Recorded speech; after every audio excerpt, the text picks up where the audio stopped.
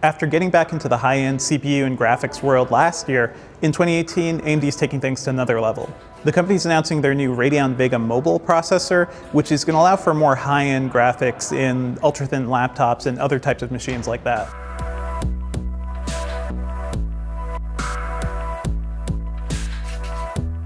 AMD says it'll bring all of the Vega discrete architecture into something more mobile. They don't have many hardware details to share right now, but it looks like a very slim chip and honestly even smaller than what we've seen from other discrete graphics for notebooks from NVIDIA.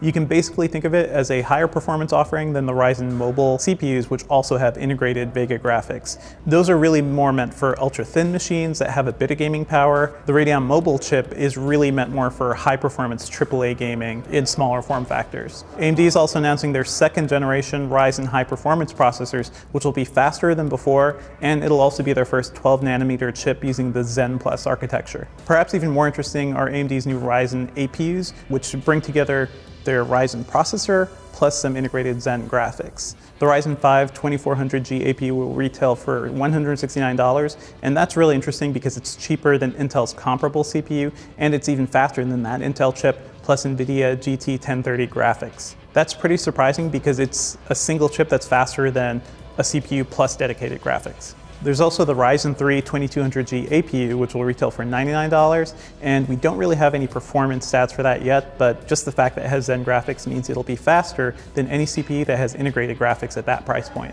And finally, AMD announced their first 7nm product, the Radeon Instinct Vega. It's a graphics chip that's mainly meant for machine learning. It's not actually something you'll play games with. It'll also support a lot of the software and tools that developers need to rely on to build machine learning products. And AMD has also created a porting tool that'll let you bring over any machine learning applications from NVIDIA's CUDA platform to this one. The big difference with AMD's approach to machine learning is that all of its software and tools are open source, whereas NVIDIA's approach is all about proprietary solutions. Basically, AMD is bringing together everything that launched last year and pushing it forward. So the Ryzen processors are getting faster and are going to be supported in more machines, and Vega graphics will be available on more laptops and basically make gaming more accessible to a lot more people. AMD is unique because they can bring together CPUs and GPUs in a way that Intel and NVIDIA can't, and they're really proving that this year. And stay tuned to Engadget for more news from CES 2018.